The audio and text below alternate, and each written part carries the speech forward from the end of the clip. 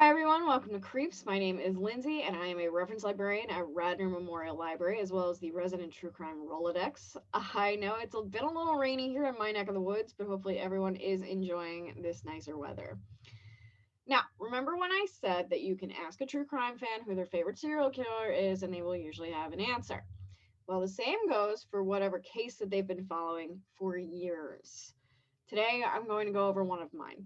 This case is interesting because it's a near literal hodgepodge of bodies that have been found in two separate decades, as well as the reason the case was even opened in the first place. It's kind of wild. So, in May of 2010, Shannon Gilbert, a known escort in the Long Island, New York area, fled from a client's house and disappeared. When she was reported missing, the police, while searching for her, actually stumbled onto an even bigger case than they had ever imagined. Today's case is the Gilgo Beach Murders, also known as the Long Island serial killer or the L.I.S.K. The Oak Beach Murderer, the Craigslist Ripper, and the Seashore Serial Killer. All different names for this guy. Before I even start, I will give a fair warning here, not so much in terms of gruesomeness, but there's a lot of dates in the timeline, so bear with me here. Cast of characters confirmed to have been killed by the same person in the years that they were found. The Gilgo Beach Four, so called because they were found in very close proximity to each other. So Maureen Brainerd, Melissa Bartholomew, Megan Waterman, and Amber Costello. They were found in 2010. Jessica Taylor, her parts were found in 2003 and 2011. Valerie Mack, formerly Jane Doe 6, also known as Manorville Doe. Parts found in 2000 and 2011. Asian Doe was a male dressed in women's clothing, found in 2011. Peaches, Jane Doe number 3, and Baby Doe, confirmed to be mother and daughter later on. Peaches was found in 97 and then 2011. And then finally, Fire Island Doe, Jane Doe number 7, parts found in 96 and 2011. Yeah. So, other possible connections, but not definitely linked: Shannon Gilbert, the girl who kickstarted this whole thing, Andre Sugar Bear Isaac, Cherries, Tanya Rush, Asian Jane Doe, and Tina Foglia. Yeah. So, that's a lot of bodies in one place. And now for our suspects. Prepare for the onslaught of J's. John Bitroff, James Burke, James Bissett, Joseph Brewer, and then Dr. Peter Hackett. All right, so let's dive in. Well, some of the bodies were found in the mid 90s. I'm actually going to start in May of 2010 when Shannon Gilbert went missing, because as sad as this is, without her case even being opened, these people would never have been found. So Shannon Gilbert is reported missing after having fled the home of a client in the wealthy area of Oak Beach, New York. She managed to get a call out to 911 before the last time she was ever seen, which was running. So once that was reported, police started looking for her. In December of that same year, though, an off-duty police officer was running a routine exercise with a cadaver dog when he stumbled onto the skeletal remains of the first of what would become several bodies. It was wrapped in a disintegrating burlap sack, and now the police have to get involved. So in March and April of 2011, 3 more sets of skeletal remains are found, some in trash bags, some in plastic bags. They're just kind of everywhere. On April 4th, Peaches Baby Doe, and Fire Island Doe are discovered. And then on April 6th, police finally open a formal investigation. On April 11th, another partial set of remains, including a skull and some teeth, which actually seem to belong to somebody else, are found, and brings the grand total so far in just the span of a few months to a possible 10 bodies. It's also the first time that Fire Island Doe is confirmed to match a set of legs that washed ashore in 96. Yeah. So in June, the police put up a reward, which remains to this day at $25,000. In September of 2011, the police put out a composite sketch of Asian Doe, a man found wearing the women's clothing, and Jane Doe 6. As of September 22nd of that year, only a few days after the images are released, the tip line, email, text gets flooded with 1,200 tips. And in November, the police announced that they think that while some of these bodies may may be suicides, could be the work of a different killer. They believe that at least those 10 are linked to one specific killer. So finally, on December 13th, 2011, Shannon Gilbert's remains are found in a marsh on Oak Island and only half a mile from her client's home. Her first autopsy is inconclusive, but with a hard guess at drowning. Her family asks for a second opinion, and it actually brings a different result, which is kind of crazy. The coroner says that, yeah, it's a possibility that it's drowning, but it's very unusual for a drowning victim to be found face up. She had also stripped herself of her clothing and personal effects on her way into the marsh, and some experts believe that's possible she had some kind of nervous breakdown or an episode of some sort. And when that happens, and sometimes when this happens, people will strip themselves even though it's freezing cold outside and they die of exposure. It's also confirmed that Shannon's case, while close to the others, is probably not related. So we're looking at 2 cases here now. So both cases take a break for about 4 years, with the FBI coming in during 2015. And then in July of 2016, there's an even weirder addition to the Gilbert case. Her mother is murdered in her own home by one of her other daughters. And I know it's not relevant to what we're talking about here, but it's just a really weird coincidence that, or just a weird random event. Okay. So then in December of 2016, Peaches, who was originally found in 97, is linked to one of the sets of skeletal remains found on the beaches. And DNA also confirms that she is Baby Doe's mother. Both were wearing similar jewelry as well, so they had already kind of posited that. All right. So in September of 2017, John Bitroff is named as a suspect. Now, more on this guy later, but he's got a record for murder for 93 and 94, and I have no idea why this guy was on the loose. I really honestly don't.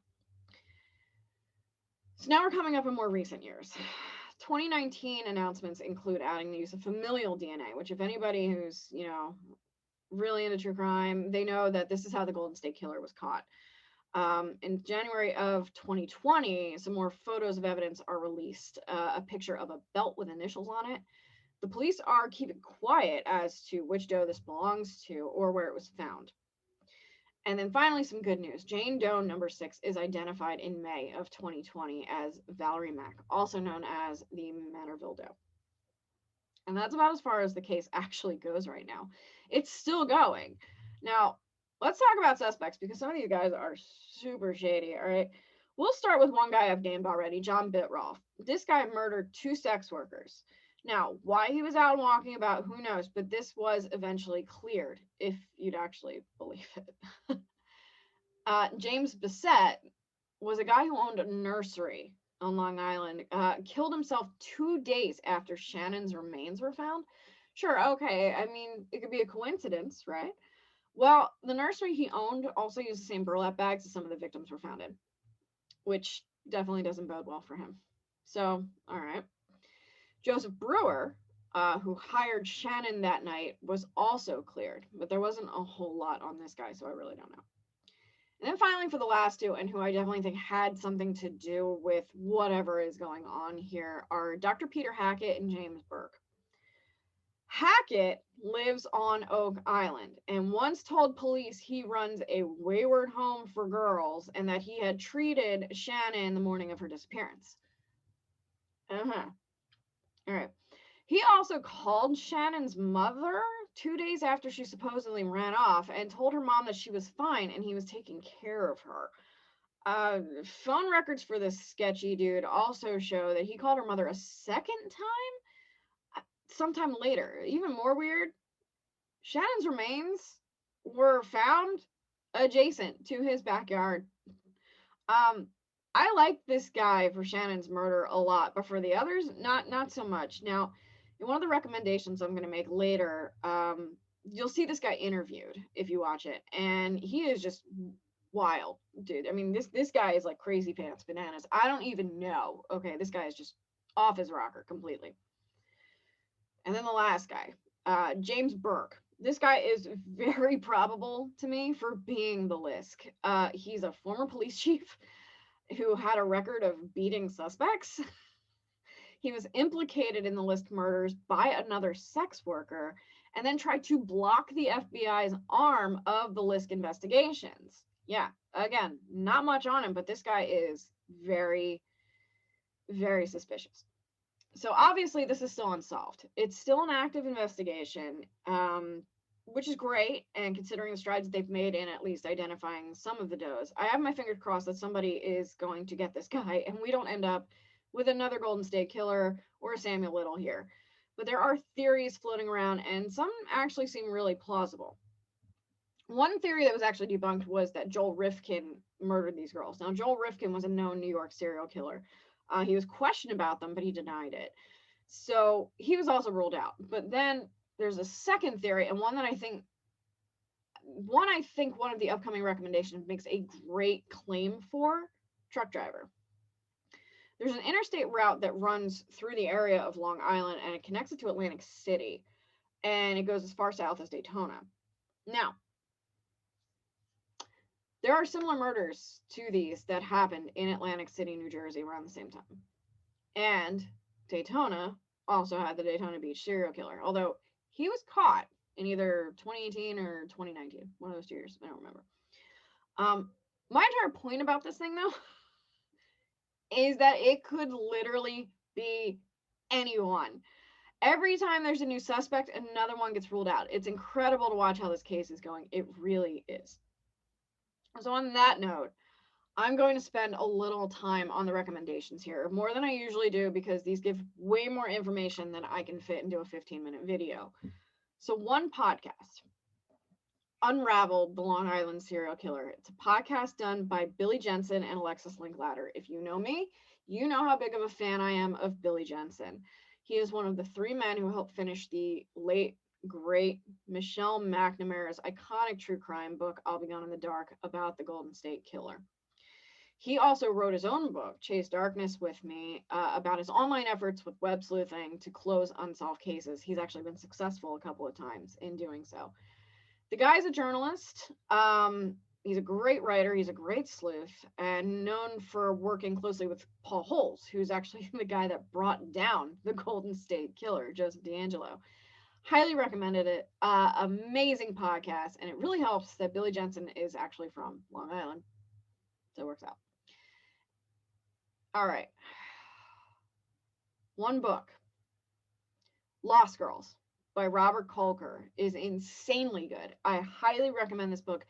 It touches on not only the emotional side of the victims' families, but it also goes over the case. It was made into a movie for Netflix, but I recommend the book more than I would that.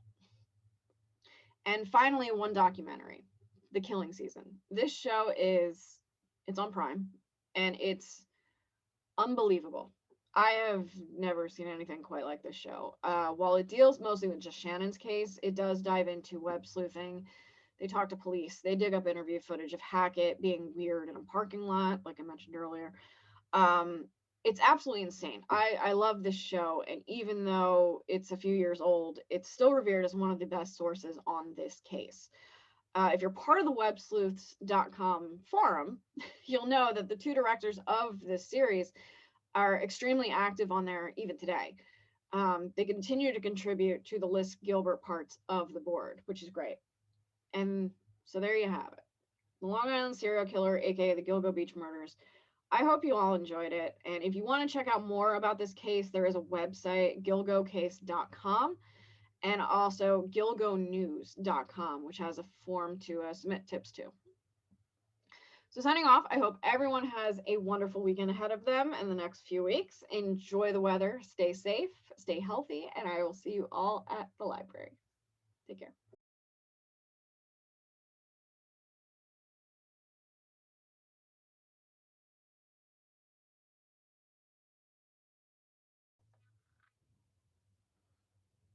This is a problem.